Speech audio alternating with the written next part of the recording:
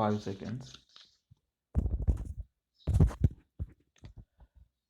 The Indian insurance industry has for the first time organized a seminar on the role of general insurance in the national economy. We in the general insurance business are grateful to the leaders who have so kindly agreed to participate in the seminar.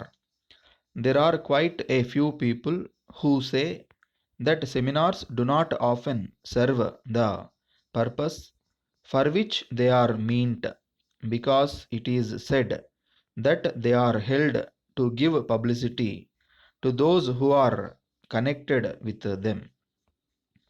It is also said that many of them are held in big hotels and arranged in great hurry. We have taken a very careful note of such changes. In spite of the shortcomings, such seminars are definitely useful, at least to all those who are directly or indirectly concerned with the industry, if not the public in general. The present seminar on the role of general insurance in the national economy is being held with a view to developing a feeling of oneness among the insured and to exchange without any reservation our views with various sections of society whose needs we serve.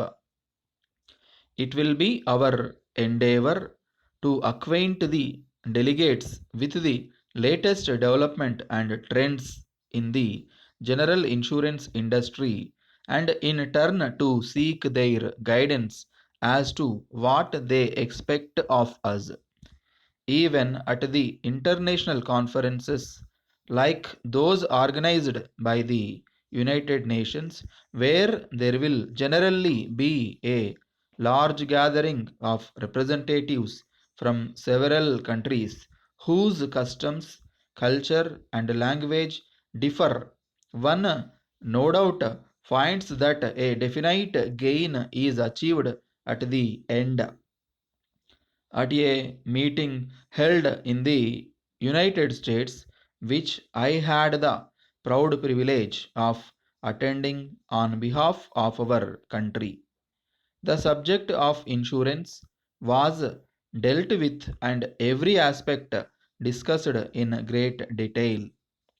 It was very encouraging to note that the developing countries are taking every step to see that the insurance business of their countries, relating mainly to imports and exports, is planned as far as possible with insurances of their own countries.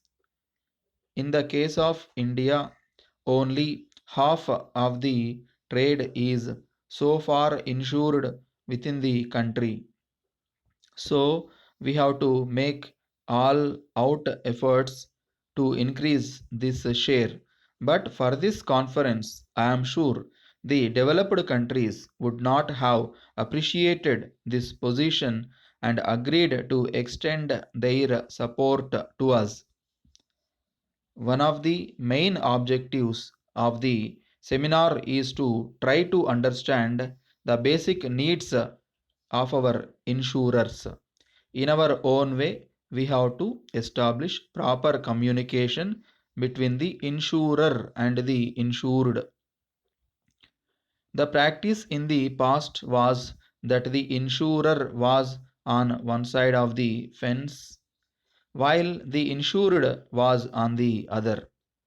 The time has now come for the insurer to jump over the fence and go over to the insured and shake hands with him.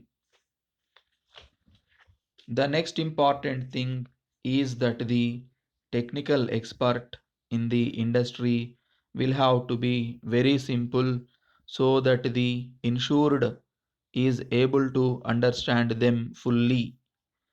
It may be proper in this context to remember that to be simple is not so very easy at all.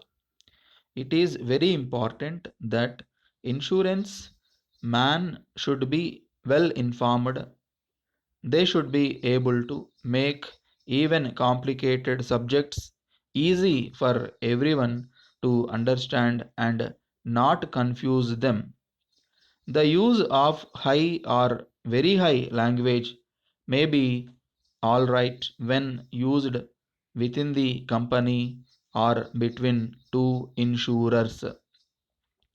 Such a language would also be appreciated and understood by people who have good education. But when dealing with the people outside the industry who cannot be expected to understand such a high language, insurers have to be very simple. It has been acknowledged at all hands that in most aspects of our life we will never go wrong if we try to be simple. In fact, one need not be a genius to be able to reduce the confusion and be simple.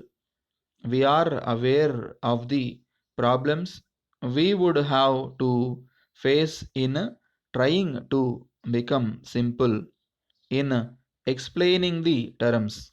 However, there is one essential thing which we must do, that is not to give up the attempt to achieve genuine simplicity in the insurance industry.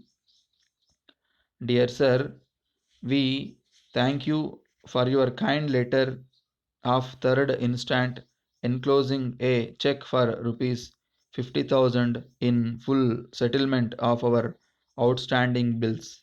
We have great pleasure to inform you that we are having a clearance sale of our silk goods, as it is necessary for us to dispose of some of our as early as possible.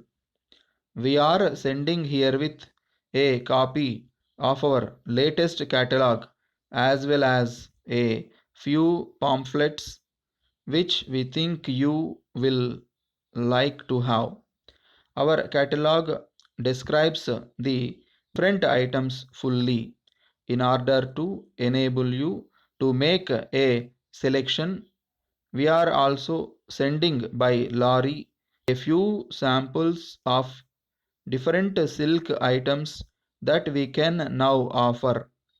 In view of the fact that this is our last clearance sale, we are giving a special discount on this occasion.